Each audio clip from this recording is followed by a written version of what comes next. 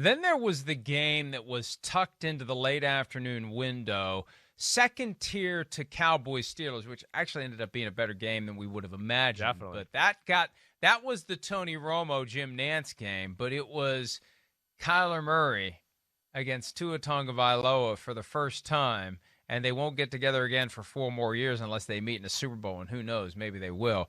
But that was an exciting game. The Dolphins pull off the victory 34-31. I would say that Tua's audition went pretty well on Sunday. He got an incomplete week 1. He got an A+ for week 2.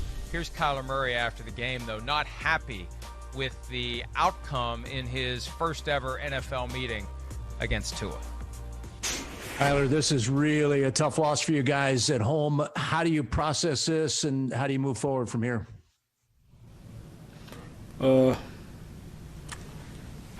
Hold on. Yeah.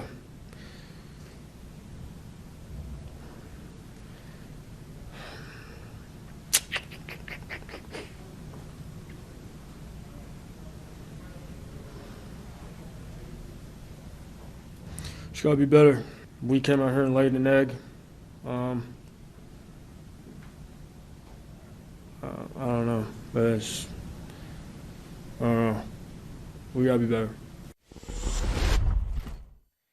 Hey, look, I love Kyler, and he's not used to losing. He even last year when the Cardinals were much worse than they are this year, and they went through some growing pains early, he didn't want to accept losing. That's the thing. We see these great college quarterbacks come to the NFL, and they realize you will lose games. You will lose games. It doesn't matter who you are. Look at Tom Brady last night. You will lose games. You will get blown out from time to time. Yeah. That's what makes the wins all that more memorable and something to cherish and get excited and dance in the locker room over. But, yeah, great players are all over the place. And every time it feels like the Cardinals are really starting to take off, right, that's when they hit that ceiling and they come up against somebody that knows how to slow them down. Now, 31 points isn't nearly slowing them down, but that's what makes the Dolphins so fascinating right now. If they need to score points with Tua, they can. But they also can create points with their defense, and they can slow you down with their defense. They're not going to slow everyone down. You can't slow down Kyler, but you can still outscore him, and that's what the Dolphins were able to do, Chris. Yeah, that's right. I mean, they did a good job on Kyler, especially early on in the football game. But Kyler is just a phenomenal specimen of a player. He's really – it's hard to bottle him up. I don't know what else to say. I mean, his acceleration and his ability to, I'm in the pocket, here's a little seam for me to hit and go 0 to 100 in 3 steps. And then some of the cool quarterback design runs that they had for Kyler Murray yesterday too. I mean, they were well thought out. I mean, he's tough to defend. He will make the defenses have to do things they don't want to do, but because it's Kyler Murray, he really forces the issue that way. Hey, Dolphins made a play early on, but after that, it was a shootout to a degree. And Tua, to bring it to him, I mean, yeah, that was great to see. It really was, because we didn't get to see anything in week 1.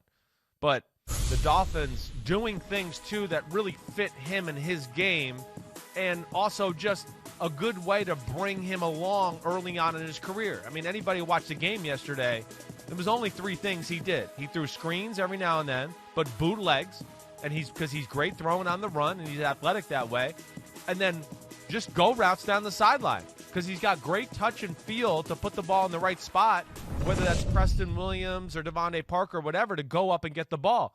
And that's really what they did. They've kind of made the game simple that way. Hey, he's a young quarterback. Let's run the football just a little. Oh, they're trying to stop the run. We'll run the boots. Oh, we have one-on-one out here. He's got good feel to throw back shoulders or lead the guy down the field or throw it up 50-50 wise. Let's not make the game complicated. And I think that's, emboldened him too, Mike, to feel like, okay, I'm in the rhythm of the game. And then he started to make plays that were off schedule as the game went on. And we saw some of those cool runs that helped them win the football game ultimately. 4 straight wins since starting the season at 1-2, and actually they were 0-2, so they're 5-1. Yeah. Since back-to-back losses to AFC East rivals. And look, they gave the Seahawks everything they could handle. They beat the 49ers. They beat the Rams. They beat the Cardinals. They're 3-1, Chris, against the NFC West, the best division supposedly in football. The Dolphins have almost entirely owned them.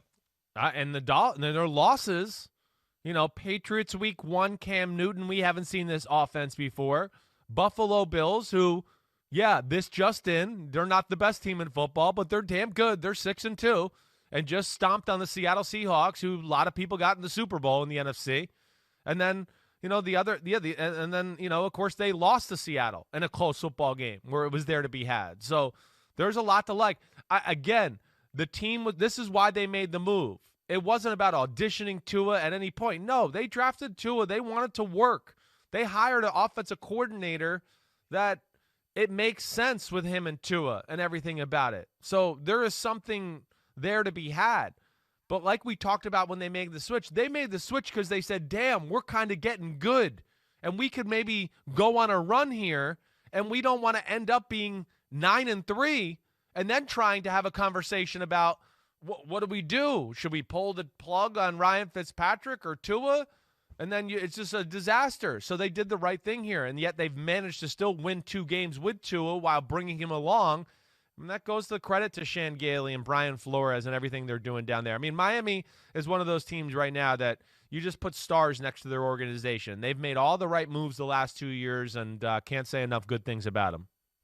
And 5 assistant coaches weren't available yesterday for Brian Flores because they landed on the COVID-19 reserve list as the NFL continues to be extra sensitive with its protocols. Let's go ahead and get the bingo ready, control room. I don't care. Next week, it's Tua versus Justin Herbert. How about that, Chris? Now, the Chargers are desperate. Thank you. The Chargers are desperate, but they are not horrible. At Denver the following week, at the Jets, Cincinnati Bengals, and Joe Burrow coming up week 13. Are you kidding me? Kansas City Chiefs and Patrick Mahomes, then a rematch with the Patriots, at the Raiders, and at the Bills.